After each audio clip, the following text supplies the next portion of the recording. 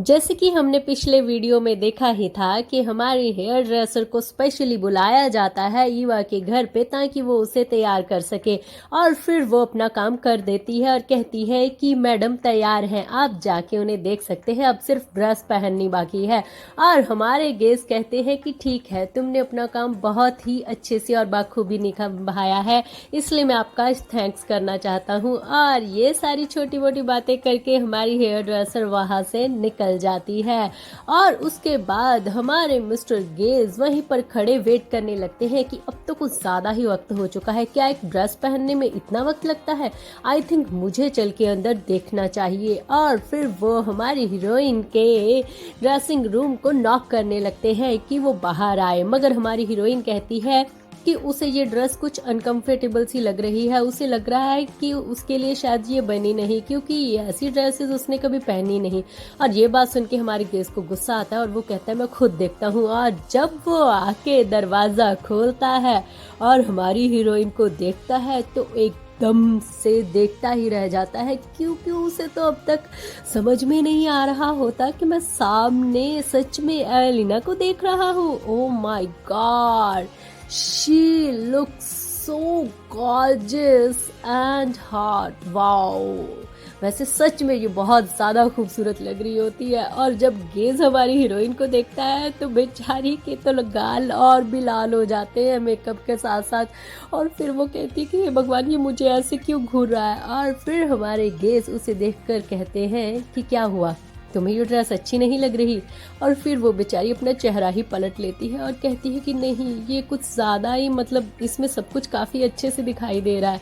तो हमारे गेस्ट कहते हैं तो तुम्हें लग रहा है कि तुम अच्छी नहीं लग रही, चलो मेरे साथ। और उसका हाथ पकड़ते हैं और उसे ले जाते हैं एक मिरर के पास और मिरर के सामने उसे खड़ा करके पीछे उसके खड़े हो जाते हैं। और फिर हमारी हीरोइन अपनी आंखें खोलकर खुद को उस आईने में देखने लगती है। और फिर हमारे हीरो कहते हैं कि अब देखो और बताओ, क्या तुम अच्छी नहीं लग रही। और हमारी हीरोइन तो एकदम से दंग रह जाती है कि ये मैं हूँ। और फिर हीरो उसे चश्मा पहनाते हैं कि अब तुम किसी हीरोइन से कम नहीं लग रही और अब तो तुम्हें कोई भी नहीं पहचानेगा, क्योंकि ईवा ऐसी बिल्कुल भी नहीं थी। और ये सोचकर तो एकदम से उसके अंदर का शैतान भी बाहर आ जाता है और वो भी यही कहता है कि हे भगवान, तुम ऐसे कैसे चेंज हो सकती हो, ओ माय गॉड, इतनी हॉट, और वो भी तुम, मतलब यकीन नहीं आ रहा, सच में ये तुम्हारा रूप ही है। और तभी फिर हमारी हीरोइन कहती है अगर तुम कहते हो तो ठीक है, मैं बिल्कुल परफेक्ट लग रही हूँ, अब मैं जाने के लिए तैयार हूँ। और हमारे हीरो कहते हैं अच्छी बात है, अगर तुम जाने के लिए तैयार हो तो फिर बाहर चलते हैं और उन रिपोर्टर्स की बोलती बंद करते हैं। और हमारी ईवा कहती है हाँ ठीक है, मगर मैं कुछ अनकंफर्टेबल सा फील कर रही हूँ। और फिर गेस कहते हैं कि वो क्यों, कहती है कि मैंने इतनी हाई हील्स कभी भी नहीं पहनी ना, तो फिर अगर मैं गिर गई तो क्या होगा, मतलब कि मुझे अजीब सी फीलिंग आ रही है, रिपोर्टर्स के सामने ऐसी हरकत होना तुम्हें कुछ अजीब नहीं लगता। और तभी हमारे हीरो उसकी तरफ देखते हैं और हल्का सा मुस्कुराते हुए कहते तुम्हें फिक्र करने की ज़रूरत नहीं है, मैं तुम्हें संभाल लूँगा, जब मैं तुम्हारे साथ हूँ तो इन सब छोटी मोटी चीज़ों की फिक्र करने की तुम्हें बिल्कुल भी ज़रूरत नहीं है। और ये बात सुन के हमारी हीरोइन का शैतान फिर से उसे कहने लगता है कि भगवान, इसकी बातें तो सीधी दिल पे लगती है, कहीं इसे सीरियसली मत ले लेना। और तभी हमारी हीरोइन कहती है कि ये वैसे अच्छा इंसान हो सकता है, ज़रूरी नहीं हर एक चीज़ को गलत समझा जाए, और अगर ये साथ दे रहा है तो इसमें क्या गलत बात है। अब मैं इसका आगे पार्टनर जो होने वाली हूँ 3 महीने के लिए। और फिर वो कहती है लेट्स गो। और वो लोग बाहर बहुत ही बिंदास और बोल्ड तरीके से आ जाते हैं। और जब वो बाहर दरवाज़ा खोल के आते हैं तो सारे के सारे रिपोर्टर्स की तो वहाँ पे मानो की बत्ती ही गुल हो जाती है, क्योंकि वो सब भी एकदम से हैरान हो जाते कि ये इतने डैशिंग, मतलब ये कौन है, ये कोई स्टार है क्या, कोई मूवी स्टार, कोई फिल्मी स्टार, मतलब उनके दिमाग में ही वो आपस में इतना कुछ चल रहा होता है कि वो बेचारे कुछ नहीं कर पाते, वो सिर्फ उन्हें घूर घूर के देख रहे होते हैं। वहां पर तो एकदम से ऐसी शांति छा जाती है जैसे कि कोई रैंप वॉक हो रही है, और वहां पे बहुत ही ज्यादा उम्दा सितारे रैंप वॉक कर रहे हैं और सब उन्हें बस ऐसी आंखें फाड़ फाड़ के देख रहे हैं। और हमारी हीरोइन बिल्कुल कॉन्फिडेंस के साथ हमारे गेस के साथ निकल जाती है लिफ्ट के अंदर, और हमारे हीरो भी हमारी हीरोइन को वैसे ही प्रोटेक्ट करते हैं जैसे फिल्मों में हीरो करते हैं। और साथ में ही जब वो लिफ्ट के अंदर जाते हैं तो फ्लोर को दबा देते हैं और सबके सामने वहां से निकलने लगते हैं। मगर सारे के सारे तो एकदम से यही सोच रहे होते, ये लोग है कौन? अरे ये कौन थे? ये कोई मूवी स्टार था क्या? लड़की देखी हुई लग रही थी ना, और लड़का भी। आखिर ये कोई बहुत ज्यादा अमीर सीईओ है क्या? और बीच में से एक लड़की कहती है, क्या किसी ने कोई फोटो खींची है क्या? कोई भी एक छोटी सी क्लिप ही हो। और सारे के सारे एकदम से चुप हो जाते हैं कि किसी ने भी फोटो नहीं खींची। और फिर वो सोचने लगती है, क्या हम लोग उन्हें देखने में इतने मगन हो गए थे कि हम लोग एक पिक तक नहीं खींच पाए? हे भगवान, हमें थोड़ा ध्यान रखना चाहिए था कि आखिर वो है कौन। और तभी एक रिपोर्टर के दिमाग में आता है कि रेड बाल, कहीं ये, अरे नहीं नहीं, वो तो ये बिल्कुल भी नहीं हो सकती, ये ईवा नहीं हो सकती। मगर किसी को क्या पता था कि वो सच में ईवा है, जो कि जाते ही एकदम से लिफ्ट में बेचारी के पाँव डगमगाने लगते हैं और गेस का सहारा लेके वो खड़ी हो जाती है। और तभी गेस कहते हैं कि कैसा रहा, मजा आया ना? और फिर कहती है कि मुझे तो अभी तक यकीन नहीं आ रहा, मतलब कि मैं सबके सामने से ऐसे निकल कर आई हूँ और किसी ने मुझे पकड़ा तक नहीं। और तभी गेस कहते हैं कि तुमने भी तो नहीं खुद को पहचाना था ना। और फिर वो पहुंच जाते हैं अपनी गाड़ी में और वहां से निकलने लगते हैं। और जब वहां से निकलने लगते हैं तो हमारे हीरो कहते कि अब 2 दिन के लिए मैं बाहर जा रहा हूँ, और जब आकर काम शुरू करेंगे तब तुम मेरी सेक्रेटरी मानी जाओगी, जो कि बहुत ज्यादा इंटेलिजेंट, हॉट एंड सेक्सी है। और ये सारी बातें सुन के हमारी हीरोइन को कहीं ना कहीं बहुत ही ज्यादा अजीब फील हो रहा होता है। और फिर वो कहती है कि हाँ ठीक है। और तभी वो अपने मन में सोचने लगती है कि ये पोजीशन मेरे लिए बिल्कुल सही है, इस तरीके से मैं इसके साथ सारा काम कर सकूंगी, क्योंकि सारा काम मुझे ही तो संभालना है और मैं इसके पास भी रह सकूंगी, और इस तरीके से आगे बढ़ के अपना कहीं ना कहीं बदला भी ले पाऊंगी। और बाकी सारी की चीजें जब मैं वापस आऊंगा तब डिस्कस करेंगे। और इस तरीके से दोनों आगे बढ़ने लगते हैं। और तभी हमारी हीरोइन की जो एक्स कंपनी होती है वो आगे आ जाती है, और हमारे हीरो हीरोइन को देखते हैं कि वो कैसे आग बबूली होकर उसे देख रही है। और फिर उसे कहते हैं कि तुम्हारा इरादा तो नहीं है कहीं इसे बिल्कुल राख कर देने का? और हमारी हीरोइन कहती है कि बिल्कुल हाँ, मैं इन्हें बिल्कुल राख करना चाहती हूँ। और ये बात सुन के हमारे हीरो कहते हैं कि इस वक्त तुम बहुत ही ज्यादा विलियम स्टाइल में लग रही हो, क्या बात है, तुमसे ये उम्मीद नहीं थी। तो फिर वो कहती है कि मेरी फैमिली ने मुझे ऐसा बनाने के लिए इतनी मेहनत की है, तो फिर मैं इस मेहनत को ज़ाया कैसे जाने दे सकती हूँ, इसलिए मैं उनकी उम्मीदों पर पूरी खरी उतरूंगी और उन्हें वो करके दिखाऊंगी जो अब तक नहीं हुआ है। और यह बात सुन के हमारे हीरो सच में बहुत ज़्यादा मुस्कुराने लगते हैं, और उसकी इस मुस्कुराहट को देखकर हमारी हीरोइन सोचने लगती है कि ये ऐसे क्यों मुस्कुरा रहा है, मैंने कुछ गलत कहा है क्या? क्या ऐसी बातें इसे एंटरटेन करती है? और फिर अपने मन में सोचते हैं कहीं इसे मेरी फिक्र तो नहीं हो रही, अरे मैं ये सारी चीजें क्यों सोच रही हूँ। और तभी उसका शैतान आ जाता है बाहर और फिर उसे चिल्लाने लगता है कि सोच ले कहीं कुछ गड़बड़ तो नहीं है। और फिर वो कहती है कि अरे नहीं नहीं, क्या पता इसे लोगों का घर का ड्रामा देखना अच्छा लगता हो, क्या पता ये इसलिए ये सब कुछ कर रहा हो। और तभी हम लोग पहुंच जाते हैं गेज के घर के सामने, और वहां पे हमारे मिस्टर गेज कहते हैं हमारी हीरोइन से बड़े ही प्यार से, तो अब मैं यहाँ से निकलता हूँ और तुम्हें यहाँ पर ध्यान से रहना होगा, उसके बाद आके सारी प्लानिंग करेंगे। और तभी हमारी हीरोइन कहती है कि तुम्हारा जाना जरूरी है क्या, क्योंकि वो अपने मन में यही सोच रही होती है कि ये अकेला जा रहा है तो कोई ना कोई स्कैंडल का पंगा तो जरूर करेगा, अगर कुछ हो गया तो मेरा प्लान शुरू होने से पहले ही चौपट हो जाएगा। वो कहती है कि ऐसा हो नहीं सकता कि तुम ना जाओ। और हमारे गेज उसे देखने लगते हैं कि अरे यार, हमारा रिश्ता वो नहीं है जो होना चाहिए था, अगर सच में तुम मेरी बीवी होती तो शायद मैं तुम्हारी बात मान लेता। और ये बात सुन के हमारी हीरोइन कहती है कि अगर क्या सच में हमारी शादी हो जाती, जब मैं शादी के लिए हाँ कर देती तो तुम मेरी बात मान लेते। और ये बात सुन के हमारे हीरो एकदम से थोड़े से कॉन्शियस होके उसे घूर के देखने लगते हैं और कहते हैं कि हाँ, क्योंकि मैं कुछ ऐसे टाइप का ही बंदा हूँ। अगर मेरी बीवी मुझे कुछ करने को कहेगी तो मैं उसकी बात मानूंगा, अगर वो कहेगी कि कहीं नहीं जाना है तो मैं नहीं जाऊंगा। मैं ऐसा ही हूँ। और ये कह के वो हमारी हीरोइन को बहुत ही प्यार से घूरने लगता है और उसकी ये मुस्कुराहट देख के हमारी हीरोइन का दिल भी कहीं ना कहीं पिघलने लगता है और वो मन में सोचने लगती है कि क्या सच में कोई ऐसा मर्द हो सकता है जो अपनी बीवी को पूरा अटेंशन दे और किसी दूसरी औरत की तरफ नहीं जाए। और फिर वो कहती है कि क्या सच में तुम ये बोल रहे हो वो सच है? तो वो कहता है कि हाँ, मैं सच कह रहा हूँ, पर अफसोस की बात है कि तुमने अब तक शादी के लिए हाँ नहीं कही है ना। और इसलिए बात सुन के हमारी हीरोइन कहती है मैं तो इसलिए ज़्यादा परेशान हो रही हूँ क्योंकि हमारी शर्त जो है कि रात होने से पहले मुझे तुम्हें किस भी तो करना होता है ना, नाइट किस तो फिर वो मैं कैसे पूरी कर पाऊंगी। और तभी उसका अंदर का शैतान आके बाहर उसे कहता है कि हे भगवान, तूने अभी भी इसकी बातें नहीं सुननी, कितनी रोमांटिक रोमांटिक बातें हो रही है और तू ऊपर से ये सारी बातें बोल रही है। तो फिर वो अपने दिल को समझाती है कि नहीं नहीं, ये सब वो वैसे ही बोल रहा है, तुम्हें नहीं पता, क्या पता ये लड़के मतलब ना लड़कियों को फुसलाने के लिए ये सारी बातें करते हैं, तुम्हें इतना सीरियसली नहीं लेना चाहिए ये सारी बातें, ठीक है, चलो चलो जाओ अपना काम करो। और ये बातें समझा के वो चुप हो जाती है।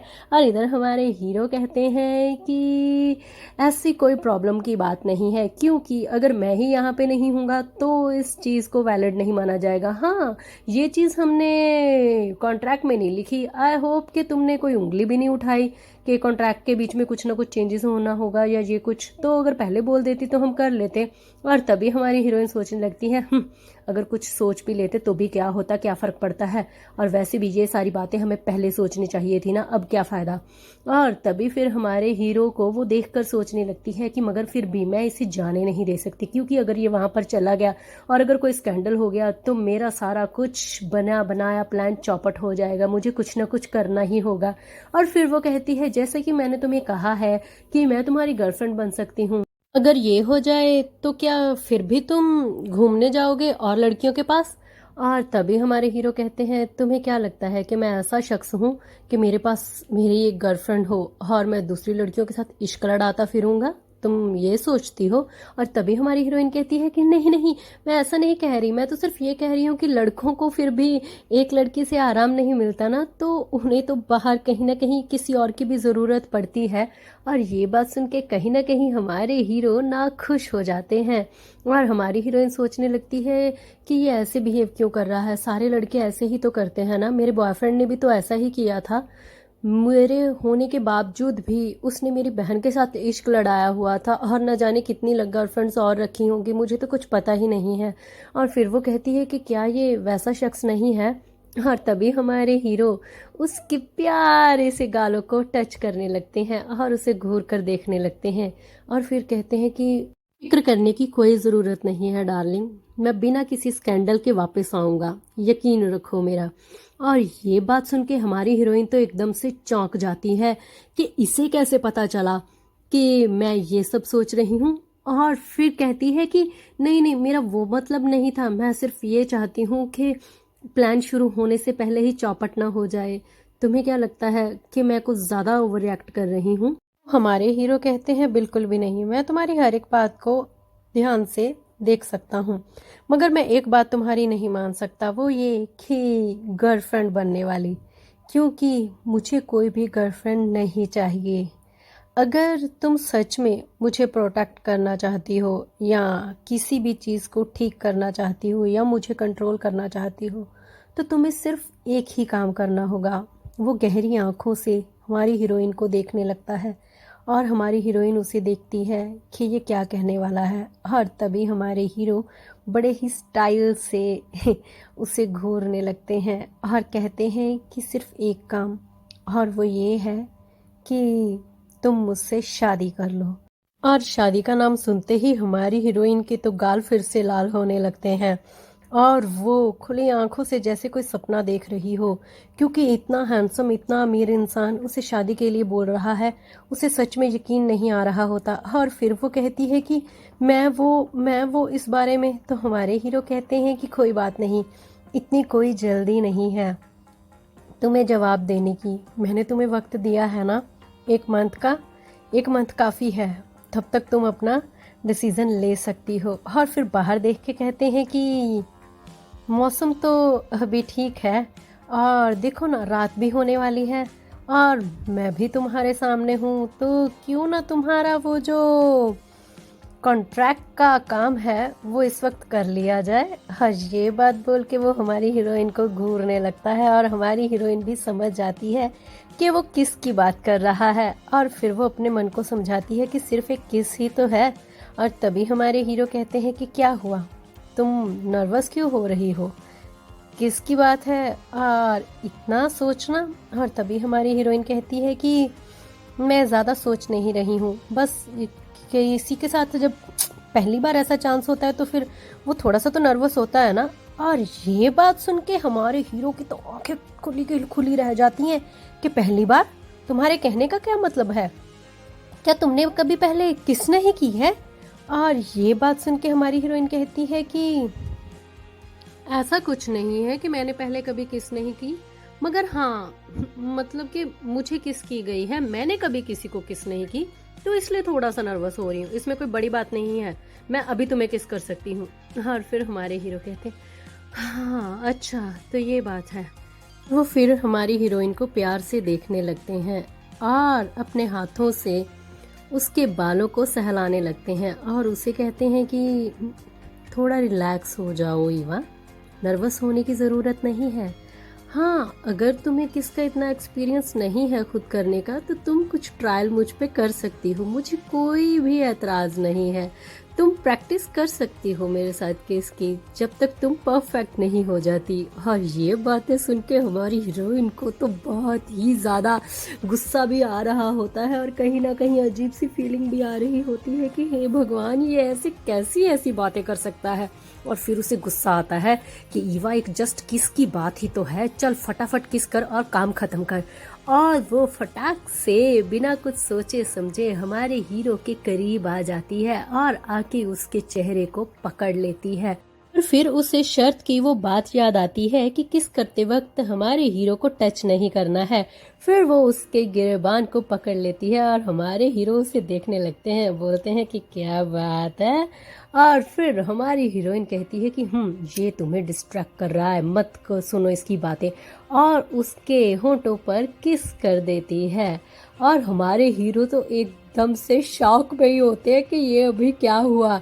और हमारी हीरोइन जस्ट लिप्स पर लिप्स टच करके साइड पे हो जाती है, और हमारे हीरो बहुत ही ज़्यादा हैरानी से हमारी हीरोइन को देख रहे होते हैं कि ये इसने अभी क्या किया। और तभी हमारी हीरोइन जब उसे बड़े प्यार से देख रही होती है, और फिर कहती है कि डन हो गई किस। और हमारे हीरो तो एकदम से सोच रहे होते हैं कि ये किस है, ये इसको किस कह रही थी, मतलब इसको किसका कोई एक्सपीरियंस ही नहीं है।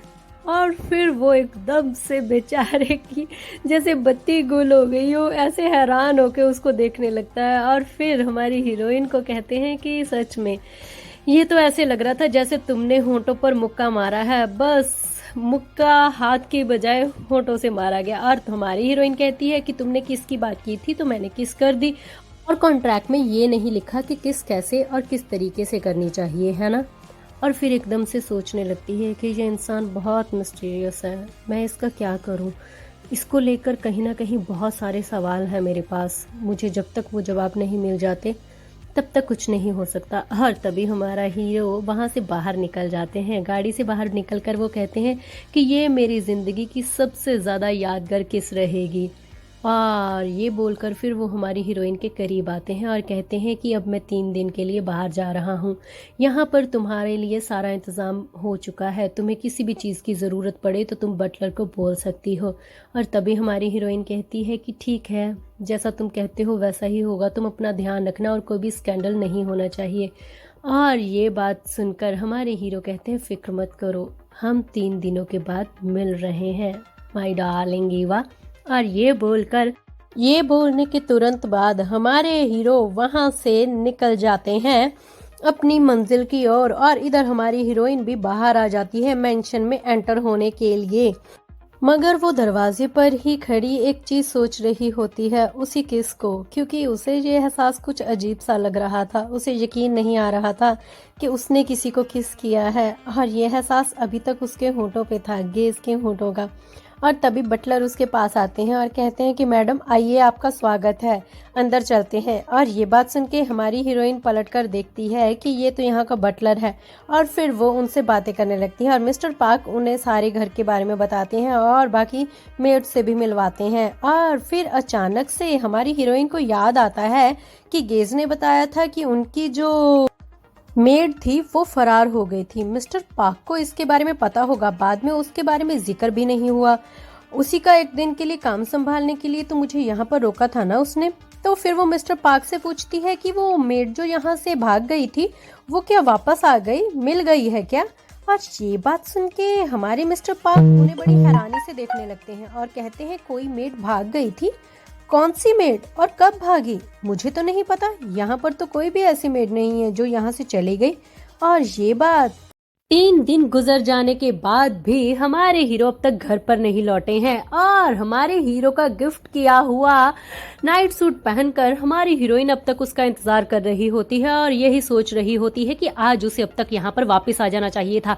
मगर उसे तो कोई फिक्र ही नहीं है, वो चुपचाप वहां पे अयाशी में लगा हुआ है, जबकि उसने बोला था कि आज वो वापस आ जाएगा। अगर आज वो वापस नहीं आया ना तो मैं मिस्टर पार्क को पूछकर कि वो कहाँ पर है उसे ले आऊंगी। ये जो लिटिल डेविल है ना, ऐसे लग रहा है जैसे हवा में कहीं गायब ही हो गया है। मगर ये कहीं भी गायब हो गया हो, कुछ भी हो जाए, मुझे इसे वापस खींच कर लेकर आना पड़ेगा। हाँ, इसका कुछ ना कुछ तो करना ही पड़ेगा। देखो ना कितने दिन हो चुके हैं, इतनी भी कोई वेट करवाता है क्या? और ऊपर से इतने सारे रूल्स बना के रखे हैं। मगर कुछ देर के बाद हम देखते हैं जब घड़ी में पूरे 12 बज चुके होते हैं, हमारे हीरो एकदम से अपने पैलेस में एंट्री करते हैं। और ये एंट्री काफी धांसू होती है क्योंकि हमारे हीरो एक बहुत ही अच्छी आउटफिट में और बहुत ही ज्यादा हॉट लग रहे होते हैं। और जब उनकी एंट्री होती है तो वो देखते हैं कि हमारी हीरोइन तो बेचारी लैपटॉप पे काम करते करते सो जाती है, इसलिए वो उसे डिस्टर्ब करना अच्छा नहीं समझते, क्योंकि उन्हें यही फीलिंग आ रही होती है कि अगर उसने इस वक्त इसको उठाया तो टाइगर जैसे कपड़े पहने हुए हैं इसने, ये बिल्कुल टाइगर्स की तरह मुझे नोच खाएगी। और वो कुछ नहीं कहते और उसे थोड़ी देर तक घूरते रहते हैं। बड़े ही प्यारी जो लग रही होती है हमारी हीरोइन। फिर वो वहां से चले जाते हैं फ्रेश होने के लिए ताकि वो अपनी थकावट को उतार सके। और हमारी हीरोइन बेचारी बिना सुध बुध के वहीं पे लेटी हुई होती है। उसे तो पता भी नहीं होता जिसका इंतजार करते वो यहाँ पे बैठी है वो शख्स वापस आ चुका है। और उसके बाद हम देखते हैं कि हमारे हीरो शावर लेते हैं। मगर यहाँ पे कुछ अजीब सा ट्विस्ट आ चुका है, क्योंकि इतने ज्यादा जख्म और इतना ज्यादा खून, आखिर हुआ क्या? और आखिर हमारे हीरो गए कहाँ थे? ये गेस का ये वाला रूप पहली बार नजर आ रहा होता है। वो कहाँ था, क्या करने गया था, और ये खून कैसे आया? ये सारी मिस्टीरियस चीजें, ये स्टोरी ऐसे ही रह जाती है क्योंकि वो वापस नहा धोकर वापस आ जाता है। और इधर फिर हम अगली सुबह देखते हैं कि हमारी हीरोइन की खूबसूरत सी आंखें खुलती हैं, और जब वो अपनी आंखें खोलकर सामने देखती है तो वो ये सोचती है कि सच में ये चेहरा कितना प्यारा है, हाय ये सुबह सुबह देखना कितना अच्छा लग रहा है। और फिर उसे एकदम से याद आता है, गेस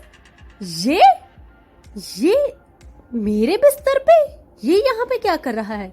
तभी मिस्टर गेज उसे बड़े प्यार से देखकर कहते हैं गुड मॉर्निंग टाइग्रेस। और हमारी हीरोइन तो एकदम से हैरान और परेशान होती है और उसे कहती है कि तुम कब आए? तो हमारे हीरो कहते हैं कल रात को ही। और फिर वो एकदम से सामने दीवार पर लगी घड़ी को देखने लगती है जहां पर टाइम बच चुका होता है पूरे ऑफिस जाने का, और वो एकदम से उठ के बैठ जाती है कि हे भगवान हम लोग लेट हो चुके हैं, हमें ऑफिस जाना चाहिए। और तभी मिस्टर गेज कहते हैं अरे थोड़ी देर और सो जाते हैं, अगर हम लोग लेट जाएंगे तो कोई प्रॉब्लम नहीं है। तो वो कहती है नहीं ऐसा बिल्कुल नहीं होगा, आज ऑफिस का पहला दिन है और पहले ही दिन लेट बिल्कुल भी नहीं, चलो उठो, यह सब यहाँ पे नहीं चलेगा। और तभी हमारे हीरो फिर से बेचारे उसे कहते कि देखो मैं थका हुआ हूँ, थोड़ा ईवा रिलैक्स करो, हम लोग ऑनर हैं, इतनी जल्दी करने की ज़रूरत नहीं है, हमें कोई कुछ नहीं कहने वाला, हम लोग आराम से 1-2 घंटा भी सो सकते हैं। तो हमारी हीरोइन सोचने लगती है कि सच में इसने कहा था कि ये लेजी है, मगर इतना लेजी है मुझे नहीं पता था। और फिर उसे गुस्सा आता है और वो हमारे हीरो को गिरबान से पकड़ लेती है और कहती है मेरी बात ध्यान से सुनो, लेट जाना तुम्हारी डिक्शनरी में अच्छा होता होगा मगर मेरी डिक्शनरी में नहीं है, इसलिए उठो और चलो। और तभी हमारे हीरो कहते कि देखो मैं तो थका हुआ हूँ, वो स्लीपिंग ब्यूटी में प्रिंस को कैसे उठाया जाता था वो वाला टेक्निक तुम मुझ पे आजमा के देखो, शायद काम कर जाए। ये बात सुनते ही हमारी ईवा को गुस्सा आ जाता है और वो कहती है आते ही इसने मेरा जीना हराम कर दिया है, हे भगवान आगे पता नहीं ये क्या क्या करेगा। और फिर उसे घूर के देखने लगती है क्योंकि हमारे प्रिंस ने अपनी आंखें जो बंद कर ली होती है। तो वो कहती है ठीक है अगर ये तो यही सही, फटाफट कर किस और निकल यहाँ से ईवा।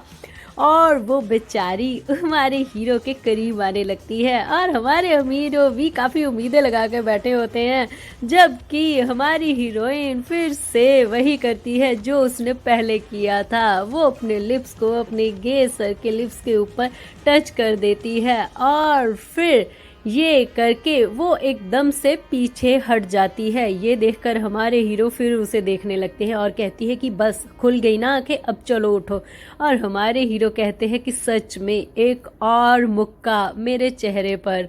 और तभी हमारी हीरोइन कहती है अब तुम उठ रहे हो या नहीं, अगर तुम अभी नहीं उठे ना तो तुम देखना तुम्हें बहुत पछतावा होगा। और तभी हमारे हीरो समझ जाते हैं कि अब अगर मैंने कुछ कहा तो सच में ये मुझे खा जाएगी। और फिर वो उठ जाते हैं और फिर उसकी तरफ देखने लगते हैं कि सच में तुम बिल्कुल नहीं बदली, मुझे लगा था कि तुम थोड़ा सा किसको चेंज करोगी मगर तुम्हारा वही स्टाइल है। हाँ चलो कोई बात नहीं, आगे आगे देखते हैं तुम क्या करती हो, मैं देखना चाहूंगा इस चीज को। और हमारी हीरोइन कहती है मेरे पास ये सारी बातों का टाइम नहीं है, फटाफट ऑफिस जाना है, इसलिए इन सब चीजों को छोड़ो और ऑफिस की तरफ ध्यान दो, समझ में आए।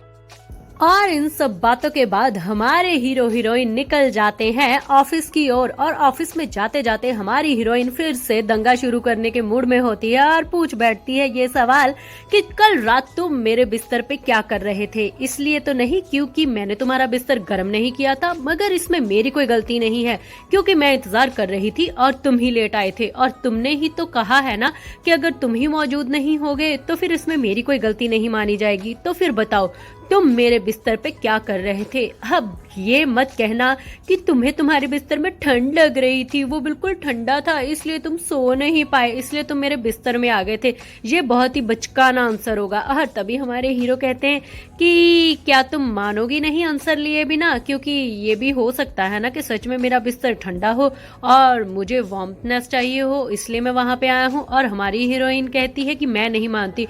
तो वो कहते हैं हाँ मेरा कोई पर्सनल रीजन भी हो सकता है पर मैं वो शेयर नहीं करना चाहता, तो इसलिए हम इस बात को यहीं पे खत्म करते हैं, क्या हम इस बात को यहीं पे खत्म नहीं कर सकते। और हमारी हीरोइन कहती है बिल्कुल नहीं, मुझे जानना है। और हमारे हीरो कहते हैं कि सच में यार जीत गई तुम, बस हो गई तसल्ली, हर एक बात पे बहस करती हो और तुम्हें लगता है कि तुम हमेशा ही सही हो, तो मैं तुम्हें जीतने का मौका देता हूँ। मगर हमारी कहाँ हीरोइन मानती है, वो फिर पूछने लगती है कि मुझे सच जानना है। तो वो कहते हैं अगर तुम्हें सच ही जानना है तो सुन लो, क्योंकि कल रात जब तुम सो रही थी तो मैं तुम्हें उठाकर उस तुम्हारे कमरे में छोड़ने गया, मगर तुम हो कि मेरे से दूर जाने का नाम ही नहीं ले रही थी और मुझसे चिपके जा रही थी। तो मैं क्या करता, मुझे भी नींद आ रही थी, मैं भी थका हुआ था, मैंने कहा चुपचाप मैं सो जाता हूँ। और ये सारी बातें सुन के हमारी हीरोइन कहती है क्या मैं चिपक रही थी तुम्हारे साथ, बिल्कुल भी नहीं, मैं ऐसा क्यों करूंगी, मुझे ये सब करने की क्या जरूरत पड़ी है, मुझे इन सब चीजों की आदत नहीं है। और हमारी हीरोइन के तो गाल भी लाल हो जाते हैं। और हमारे मिस्टर गेस कहते हैं कि सच कहूं तो कल रात तुम बिल्कुल एक छोटी सी कैट की तरह लग रही थी जो कि बिल्कुल अडोरेबल होती है। मैंने इसलिए नहीं तुम्हें उठाया कि कहीं ये कैट अगर उठ गई तो टाइगर्स के रूप में ना बदल जाए, जो कि अगर टाइगर के रूप में आ गई तो मुझे जिंदा खा जाएगी। तो फिर खुद को बचाने के लिए इतना करना तो बनता ही था ना। और ये बात सुन के तो हमारी हीरोइन को गुस्सा भी आ जाता है और उसके गाल भी लाल हो जाते हैं कि सच में ये इंसान क्या है, मतलब कुछ भी बोलता है यार। इतनी ज्यादा बहस करने के बाद आखिरकार दोनों पहुंच ही जाते हैं ऑफिस के बाहर। और बाहर का माहौल तो बहुत ही ज़्यादा धमाकेदार होता है, क्योंकि हमारे नए सीईओ का स्वागत करने के लिए सारे एम्प्लॉयज़ आए होते हैं। मगर उसके साथ एक सेक्रेटरी जो कि इतनी ज़्यादा खूबसूरत है, माय गॉड, सबकी आंखें फटी की फटी रह जाती हैं इन दोनों को देख कर के। ये है क्या, और ये कौन है, और ये लेडी कौन है, ये किसी एक्टर से कम नहीं लग रही। अरे यार, हमारा सीईओ कितना हॉट है, मतलब कि ये दोनों तो इस वक्त किसी फिल्म स्टार से कम नहीं लग रहे होते। और तभी हमारी हीरोइन कहती है कि तो सर, क्या हम लोग अब अंदर चले। और हमारे हीरो कहते हैं कि ये एक्सप्रेशन तुम पे काफ़ी सूट कर रहा है। हाँ, क्यों नहीं, चलो अंदर चलते हैं। ये बात बोलकर हमारे हीरो हीरोइन दोनों आगे बढ़ते हैं ऑफिस के अंदर जाने के लिए। और यहाँ पर पूरे ऑफिस के एम्प्लॉयज़ की कतार लगी हुई होती है, जो कि वाव वाव करके इन लोगों को देख रहे होते हैं। और हमारे हीरो हीरोइन वहाँ पर लिफ्ट लेकर निकल जाते हैं। और तभी लोग तो बातें करने लगते हैं। लड़कियाँ कहती हैं कि हे भगवान, मैं तो इसकी फ़ैन गर्ल बन गई हूँ, भले ये कोई के पॉप स्टार नहीं है। माय गॉड, हमारा सीईओ इतना हॉट कैसे हो सकता है। अरे तुमने साथ में वो लड़की देखी, अरे वो किसी गॉडेस से कम नहीं लग रही थी, कहीं इन दोनों के बीच में कोई चक्कर तो नहीं है। हे भगवान, हमारी कहानी शुरू होने से पहले ही यहाँ पे खत्म लग रही है। और कुछ लड़कियां तो बेचारी सैड होती हैं और कुछ लड़की बेचारी खुश होती हैं। कुछ लड़की तो यही कहती है कि हाय, हम लोग तो फिर भी ट्राई करेंगे, हम लोग इस चीज़ को ऐसे कैसे छोड़ सकते हैं। और कुछ देर के बाद हम देखते हैं कि हमारे हीरो हीरोइन आखिर पहुंच जाते हैं ऑफिस के मेन चैम्बर में, जहां पर हमारे हीरो के ग्रैंडफादर और उनके यहाँ पे जो मेन चेयरमैन है आकर मिलते हैं अपने पोते से। और उसको देखकर एकदम से कहने लगते हैं कि हाय, तुम्हें यहाँ पर सुबह सुबह कौन ले आया, तुम तो इस वक्त उठने वाले नहीं हो। और ये बात सुन के हमारे हीरो कहते हैं कि हाँ, सही कहा आपने, मैं तो इस वक्त अपनी स्लीपिंग ब्यूटी ले रहा होता हूँ, मगर क्या करूँ, एक टाइगर ने मुझे जगा दिया। हाँ, आपको क्या बताऊं पूरी कहानी। और तभी हमारे दादाजी कहते हैं, टाइगर, अच्छा तो तुम डिजर्व भी वही करते हो, वैसे भी तुम्हारे साथ कुछ ऐसा ही होना चाहिए। और तभी कहते हैं कि क्या वो टाइग्रेस थी कोई जो साथ खड़ी है। तभी हमारे हीरो कहते हैं हाँ, वो यही है। और फिर मिलाते हैं, ये है मेरी सेक्रेटरी एवेलिन ली, मैडम ली, इनसे मिलिए, ये मेरे ग्रैंडफादर हैं। और फिर हमारे ग्रैंडफादर हमारी हीरोइन को देखने लगते हैं और कहते हैं कि तो तुम हो वो जो हमारे गेस्ट को यहाँ पे ले आई। और तभी हमारी हीरोइन अपना हाथ आगे बढ़ाती है हेलो करने के लिए। और फिर आपस में एक दूसरे से मिलते हैं। और तभी हमारे ग्रैंडफादर तो उसके पास आके कहते हैं, अरे क्या तुम वही लड़की हो जिसे इसने अपने घर में छुपा के रखा है, मैंने पता किया है। और फिर बेचारी एकदम से शर्मिंदा हो जाती है और उसे समझ में नहीं आता इस वक्त वो क्या बोले। और फिर हमारी हीरोइन कहती है बस ये बोल के चुप हो जाती है। और दादाजी सारी बात यहाँ पे समझ जाते हैं और फिर कहते हैं कि हम कभी कभी चाय पे मिल सकते हैं और थोड़ी बहुत बातें भी हो जाएंगी, क्यों मिस ली? तब तक आप काम कीजिए। और फिर हम देखते हैं कि दिन भर हमारी हीरोइन बैठी सीईओ की जगह पर काम करती रहती है। मतलब उसे तो पता भी नहीं चलता कि कब शाम हो गई, और वो काम में इतनी गुम थी कि उसे ये भी नहीं पता कि इस वक्त गेस कहाँ पर है। और तभी कुछ देर के बाद हम देखते हैं कि हमारे हीरो की एंट्री होती है, जो कि देखता है कि हमारी हीरोइन तो अभी भी अपने काम में मगन है। और वो बड़े ही दबे कदमों के साथ हमारी हीरोइन के पास आता है, एक शैंपेन की बोतल और 2 ग्लास लेकर। हमारे हीरो को इस तरीके से शैंपेन पकड़ा हुआ देख हमारी हीरोइन उसे घूरने लगती है। और तभी हमारे हीरो उस शैंपेन को उस ग्लासों में डाल देते हैं। और तभी हमारी हीरोइन भी समझ जाती है कि हाँ अब काम खत्म हो चुका है, अब शायद यहाँ से निकलने का वक्त है। और फिर वो भी खड़ी हो जाती है, हमारे हीरो को देखने लगती है और तभी हमारे हीरो उसे ग्लास सर्व करते हैं और बड़े ही प्यार से हमारी हीरोइन उस ग्लास को पकड़ती है और फिर हमारे हीरो की तरफ देखती है और उसे कहती है कि आज सीईओ बनने की खुशी में ये जाम आपके नाम। और ये बात सुन के हमारे हीरो कहते हैं तुम्हारी भी एक नई शुरुआत, एक नई जिंदगी में कदम रखने के लिए ये जाम तुम्हारे नाम। उम्मीद करते हैं कि हम दोनों की पार्टनरशिपिंग काम आएगी। और दोनों एक दूसरे को बड़े ही प्यार से देखते हैं और आपस में चीयर्स करते हैं। और आगे इस कहानी में क्या होने वाला है देखने के लिए बने रहिएगा मेरे साथ।